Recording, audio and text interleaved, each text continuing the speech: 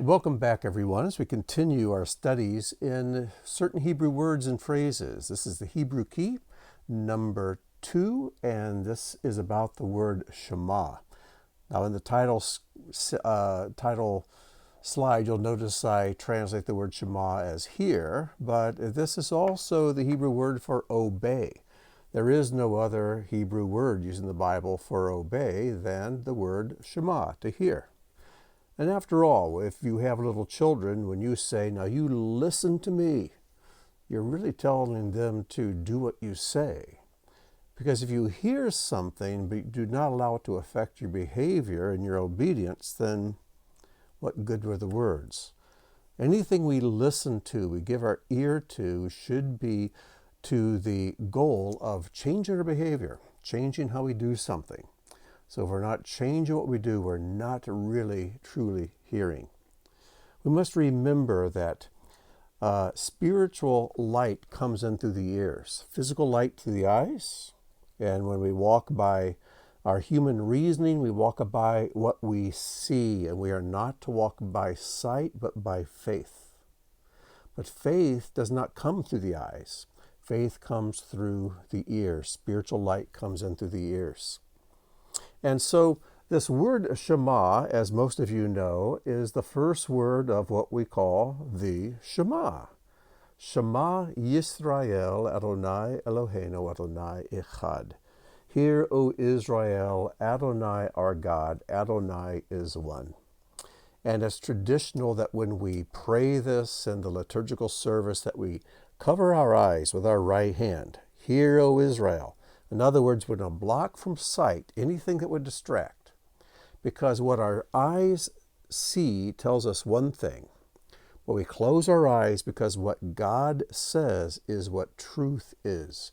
We cannot rely upon the eyes. We must rely upon the ears to hear what God is speaking to us. And then we'll make our path straight. Then we'll walk in righteousness and truth. But if we walk according to our eyes and our human reasoning, we will trip up and fail every time. As it says in Proverbs, do not lean on your own understanding. So, let's just take a look at this phrase, the Shema. And of course, as you know, Hebrew reads from right to left, and there's the word Shema, to hear. There's the word Israel, hear, Israel. Adonai, Eloheinu, our God, Adonai, Echad. And there are the 6 words of the Shema. Now, when these 6 words appear in a Torah scroll, they look like this. If you look at the middle line, it'll be the same words that we just looked at. And there's the word Shema there at the beginning. There's God's 4-letter name, Adonai, twice, and then the word Echad at the end. Now, you probably noticed that 2 of the letters in this line are written oversized. And this is the way these words appear in every Torah scroll in the world. And if they're not written this way, it is not a kosher Torah scroll. The last letter of Shema and the last letter of Echad, of the word one, are written oversized. These 2 letters, Ayin and Dalet, spell the word Eid, which is the word for testimony, because the message of these 6 words is Israel's testimony to the world. It's their aid. When you read in the Torah and in the Psalms about God's testimonies, it's the word edut, and that's the plural of the word aid. Now, don't be mistaken. This phrase, the Shema, is not just telling us that there is only one God. There were some other religions at the time that also were monotheistic. They believed in only one God. And true, there is only one God, but these 6 words are telling us something more than that. And according to our sages, these 6 words, hear, O Israel, Adonai our God, Adonai Echad, He's one, is not saying that there's just one God. It's saying more. It's saying that He is the only one with whom we have to do with anything. Wherever we go, He is there. Everything we see, everything is an expression somehow that comes from God, that he is in everything. We do not believe in pantheism, where there are many gods, but the scriptures teach what is called panentheism, which means that God is in everything, and that is why it exists. He upholds the entire creation, everything from a grain of sand to an atom, a molecule, to a galaxy. He upholds it all by the breath and the speech of his voice. He is in everything, and everything in creation is an expression of him. It is his speech. And that is what these 6 words are expressing, that you cannot escape Adonai. You cannot escape him. And as the psalmist says, even if I make my grave and my bed in Sheol, Lord, you're there. So there's no place you can go to escape God's presence. He is everywhere. He is in everything. Now, there's much more to be said about this. And hopefully as we continue in coming sessions, we will address this further. But let's look at this phrase, the Shema, and how Yeshua referred to it. It was a common thing in ancient times, and even happens today, when the disciples of a rabbi or potential disciples will ask a rabbi, what is the Torah? What is the heart and soul of the Torah? In other words, what is the most important commandment? And we see this question asked throughout Jewish history. You can read about it in the various writings, and it'll talk about, a rabbi will say, these 3 or 4 commandments are the most important. In one of the minor prophets, it's asked, what is good? What's required of you, O man? To do justly, to love mercy, to walk humbly with your God. Those are the 3 main things. Well, Yeshua was asked this question. It's in Mark chapter 12, beginning with verse 28. It says, and one of the scribes came up and heard them disputing with one another, and seeing that he answered them well, asked him, which commandment is the most important of all? Yeshua answered, the most important is, Shema Yisrael. Hear, O Israel, Adonai our God, Adonai is one. And you shall love Adonai your God with all your heart, with all your soul, with all your mind, with all your strength. What we call the Shema begins with these 6 words in Hebrew, but it continues over the next several verses. And I have put that passage in the notes, and you can read it. It's verses 4 through 9, Deuteronomy 6, 4 through 9. And this is the passage that is written by a scribe on a small piece of parchment. It is rolled up and put in a little container that we call a mezuzah, which really means doorpost. And if you go into a home, a Jewish home or a synagogue, in fact, if you enter into the old city through one of the gates of Israel, if you look up to your right when you go in, you'll see a mezuzah, some kind of container, and people touching it with their hands and kissing their lips as they acknowledge God's presence and protection over that city. And inside that mezuzah will be a scroll with those words, Hear, O Israel, Adonai our God, Adonai is one. And you shall love the Lord your God with all your heart, your soul, your resources. And it goes on, these commandments which I teach you today shall be upon your hearts. You shall teach them diligently to your children. And it goes on. And it ends with, you shall write them upon the mezuzah, to the doorpost of your houses, and upon your gates. And that is why we put the little scroll in a little container on the right-hand side of the door as we enter a home. So anyways, Yeshua says this is the most important commandment of all. But it does not stand alone. There's a second commandment, and this must have surprised the questioner when he asked Yeshua what is the most important commandment. Because Yeshua went on and said, the second is this, you shall love your neighbor as yourself. There is no other commandment greater than these. When Yeshua said that you must love your neighbor as yourself, he's quoting Leviticus chapter 19, verse 18. And these 2 commandments, the commandment to love God and the commandment to love our neighbor, go together. You cannot truly do one without doing the other, whether you intend to or not.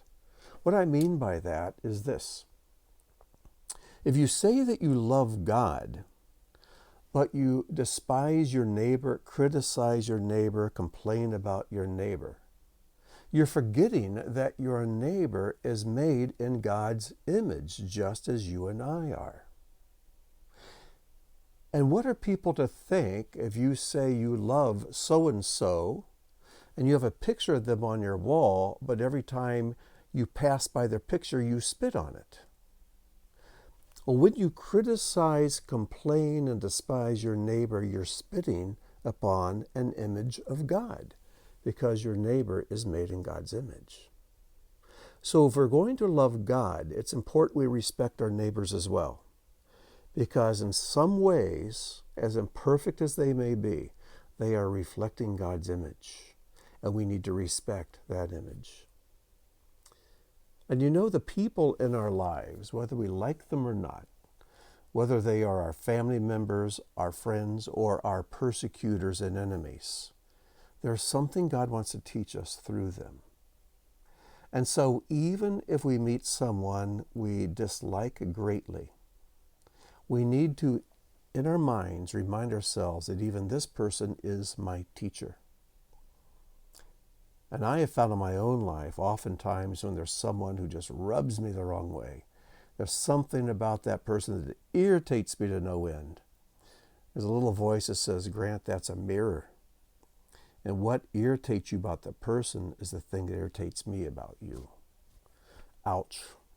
But it's so true. And oftentimes what you're most sensitive to in another is the very thing you need to deal with in your own life. So keep that in mind. And if you say, well, I love my neighbor, but I don't love God, may I suggest that whatever it is you love about your neighbor is actually some spark, some bit of God that you're seeing in them? So, as I said earlier, it's really impossible to keep one of these commandments without keeping the other.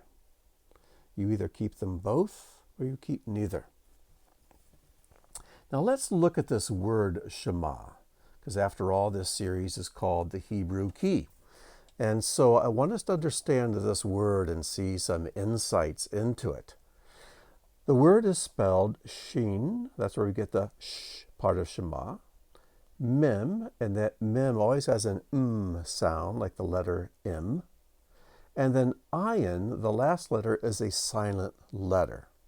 But this letter happens to be assigned a vowel sound that gives it an ah sound. So it's sh, ah, Shema. And I pronounce it with 2 syllables, but you may hear some pronounce it as one. Shema, which is kind of hard to do as 1 syllable. But I wanted to look a little more deeply into this. This letter ayin, this last letter, is interesting because its name means eye, like the eye in your head. It's the letter I. It means eye.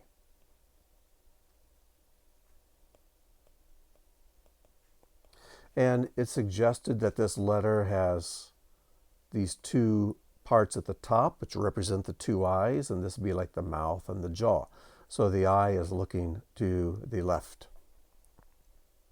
The sages suggest by this that the word Shema ends with a letter that means I, because only after you truly hear what God is saying, are you able to see. Seeing comes at the end. The I comes at the end of the word Shema. When we try to see first before we hear, it just doesn't work. People who want to understand something before they'll really hear what God is saying and truly obey Him will never obey Him. We must hear first, step out in faith, and then our eyes will be opened. There's this wonderful legend, and it is merely a legend, that when the Israelites were told to cross the Red Sea, that the sea had not yet parted.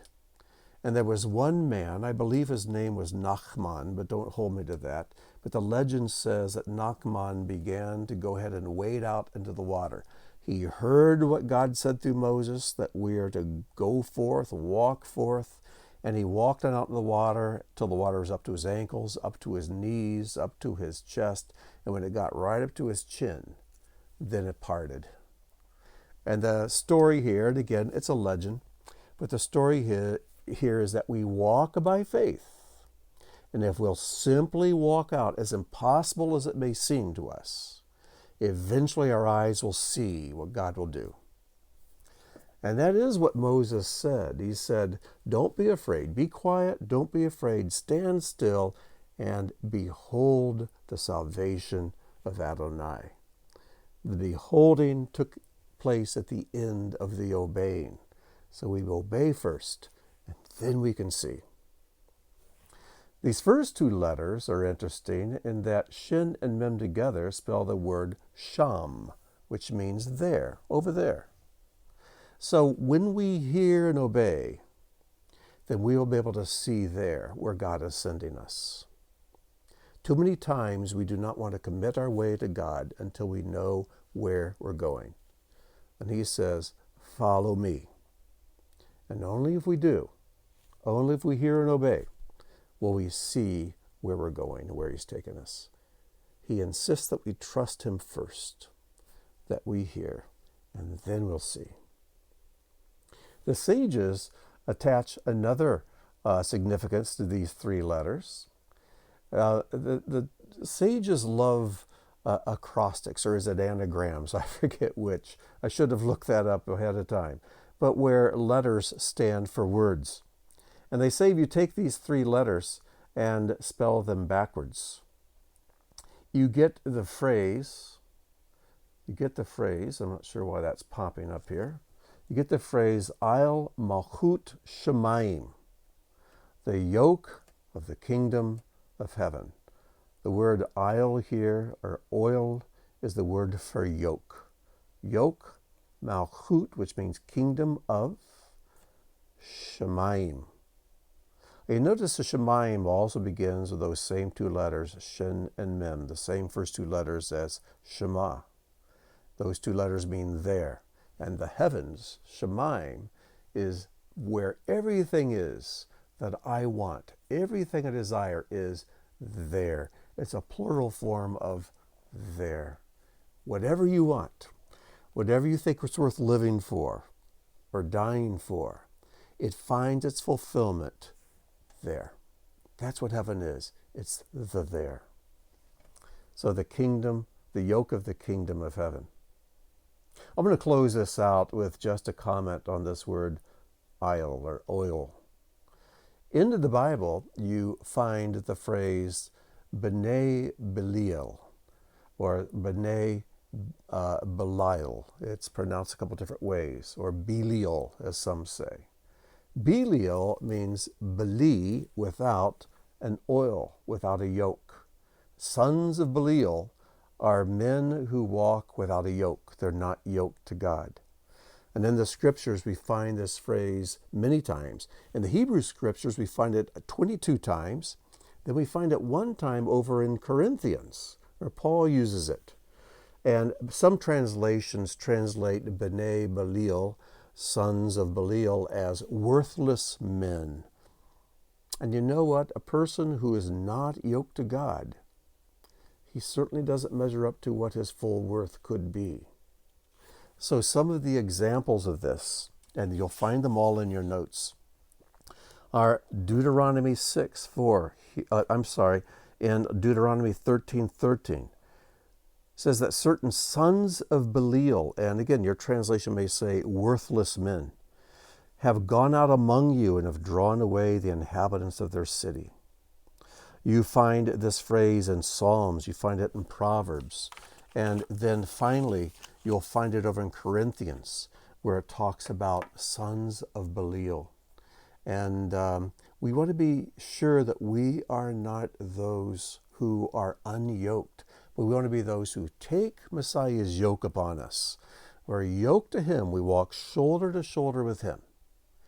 And though we may not know where he is going, if we're yoked with him, if we have our heads in the yoke, We will trust our elder brother, our Savior, our Redeemer, our Messiah, our Master.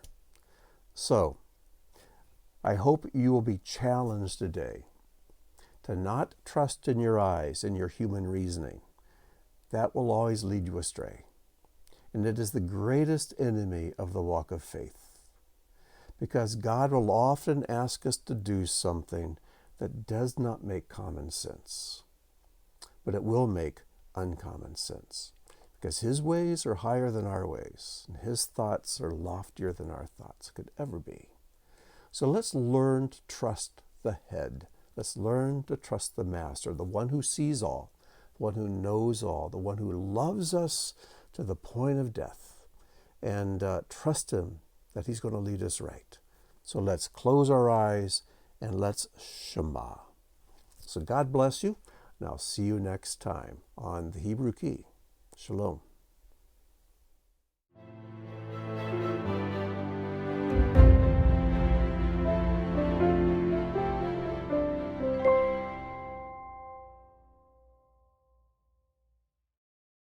Enough said.